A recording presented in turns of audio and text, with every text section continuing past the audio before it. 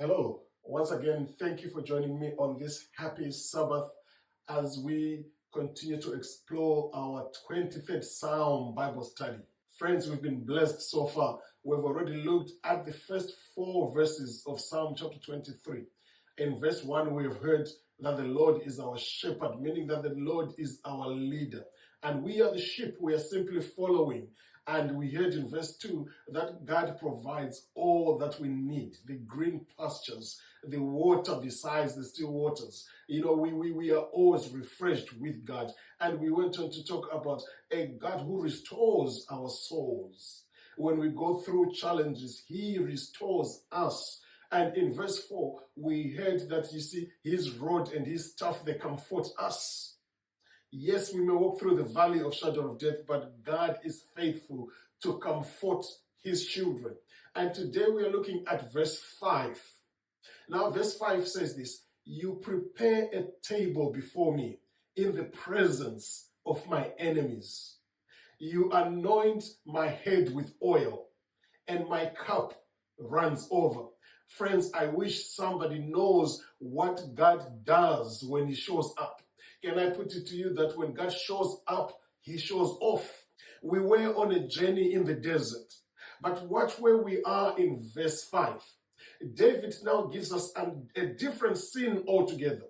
We are now sitting at a table that is prepared by God Himself. It's as if God knows that, where we are coming from, the trials and the tribulations of life, the aggression and aggressiveness of the desert.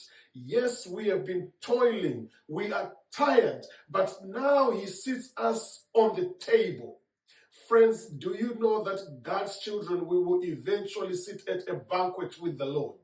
The banquet that is met not by hands of man, but by God Himself.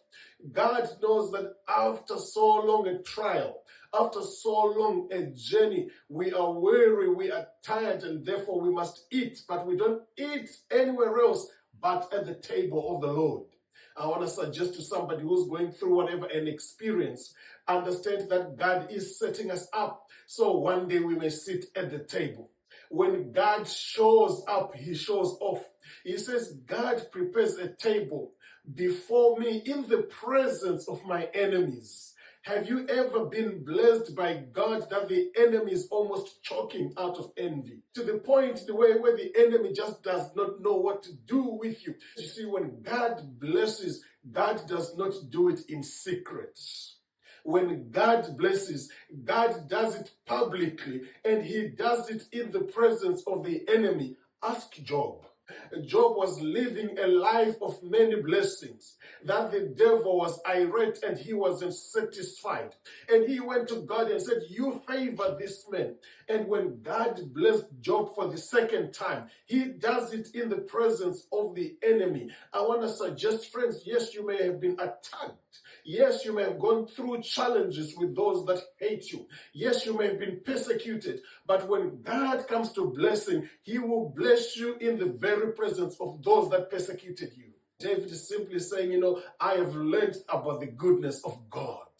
He prepares a table to comfort me, to feed me, and to bless me. And when He does so, it's not a secret thing. The blessings of the Lord, they are sure. Somebody said, I am blessed and highly favored.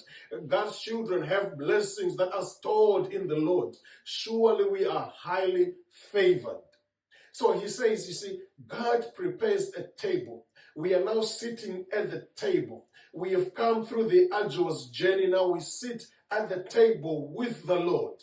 And the enemies, they are watching. I don't know how it feels for you, brethren. I long for the day when I shall be so blessed that the enemy watches what God does for those that have humbly submitted themselves to God. I wonder what the persecutor is going to do when they see that with those they persecuted, the Lord came to redeem. The devil will die of envy and jealous. Why? Because God will not give small, but God will bless in a way that the blessing overflows. Oh, now let me go to you anoint my head with oil. Now you see, for those that have kept the animals before, And or for those that know the functions of oil, do you know oil can be used as a balm? That is, oil can be in itself therapeutic. This is why when you go to a massage parlor, they don't massage you with anything else, they massage you with oil. Why? Because oil is able to soothe. Do you know that oil is able to be balm for the wounds? We have come through life for trials and tribulations. Yes, we've been wounded on this journey, but God is going to anoint us. God is going to massage the wounds with oil. Oil also represents the Holy Spirit of God. Can I put it to us, those that submit themselves to God, we will be and we are anointed by the power of God. When the Spirit of God comes upon us, life will not be the same again. We will be untouchable because nobody can touch the apple of God's eye. Whoever touches the anointed of the God, they're touching the apple of his eyes. I want to put it to us, friends, God's children, those that are patient, those that will endure the journey in the desert, those that will come through trials and tribulations, those that will not renegade from the battlefield, those that will stay to the end. The table is prepared by God.